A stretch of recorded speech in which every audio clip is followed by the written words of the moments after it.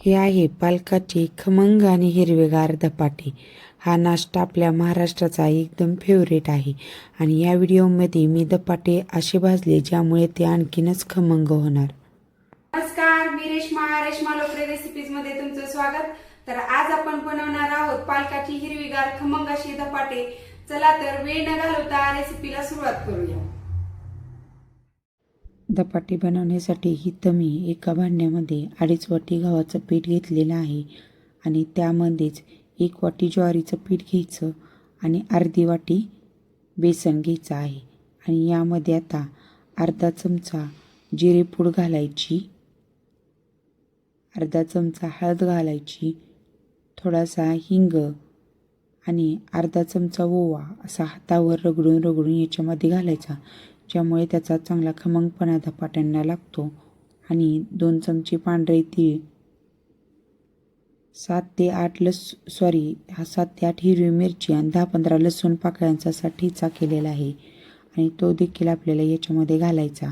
चवीनुसार मीठ घालायचं आणि सर्वात शेवटी बघा इथं मी ताजा पालक स्वच्छ 2-3 पाण्याने धुवून असा अगदी बारीक कट करून घेतला आहे, तोही आपल्याला ह्या पिठामध्ये घालायचा. पालक घातल्यानंतर तो हातानेच या कोरड्या पिठामध्ये आपल्याला छान असा मिक्स करून घ्यायचा आहे. पालक घातल्यानंतर लगेचच पाणी घालायचं नाही, अगोदर पालक हा या कोरड्या पिठामध्ये मिक्स करून घ्यायचा आणि नंतर आपल्याला थोडं पाणी घालून हे पीठ धपाट्यासारखं मळून घ्यायचं आहे.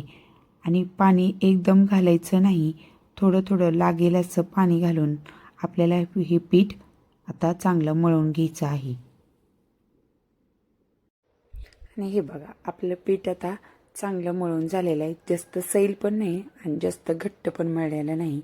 इथे मी तुम्हाला दाखवते. हे बघा या पद्धतीने तुम्ही हे धपाट्याचं पीठ मळून घ्यायचं आहे. आता आपण ह्याचे धपाटे बनवून घेऊया. आणि धपाटे बनवण्यासाठी इथं मी एका वाटीमध्ये पाणी आणि एका वाटीमध्ये तेल घेतलेलं आहे.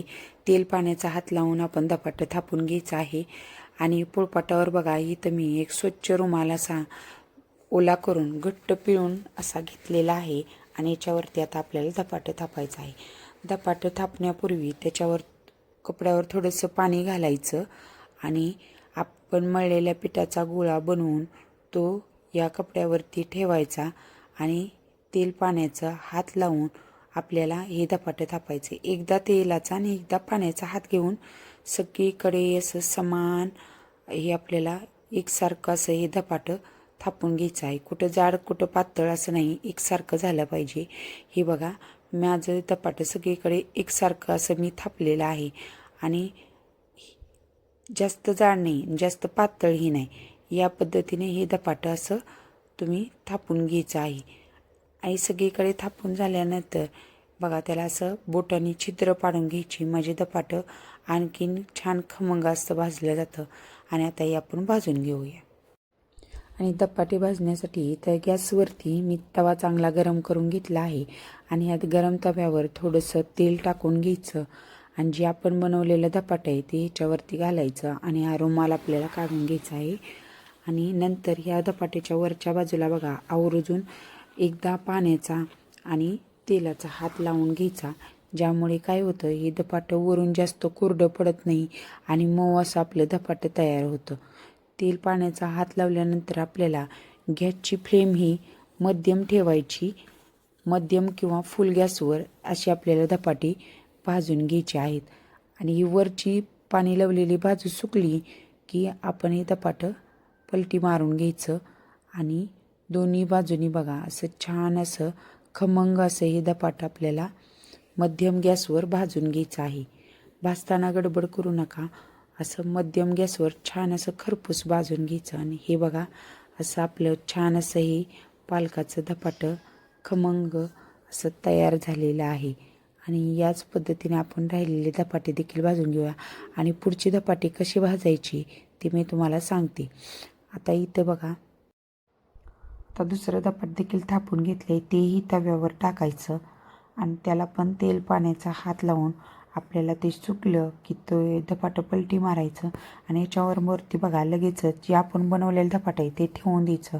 त्यामुळे खालच्या धपाट्याची खालची बाजू छान खरपूस भाजली जाते. यामध्ये वाफ तयार होऊन वरचं धपाटं देखील छान मऊ होतं. नंतर पण ती बाजू भाजली की पलटी मारून नंतर आणखी हे आपल्याला वरती दुसरं धपाटं ठेवून घ्यायचं आहे. आणि वरचं धपाटं बघा असं वाफेमुळं मऊ होतं आणि बराच वेळ अशी धपाटे मऊ राहतात. याच पद्धतीने भाजून घ्यायचे धपाटे. आणि तुम्हाला दाखवलेल्या पद्धतीने बघा मी एकावर एक ठेवून असे चांगले खरपूस असे हे धपाटे भाजून घेतलेले आहेत. आणि अशी आपले हिरवेगार धपाटे तयार झालेले आहेत. आणि या भाजण्याच्या पद्धतीमुळं आणि पालकामुळं हे धपाटे खूप खायला खमंगही लागतात आणि मऊही तयार होतात.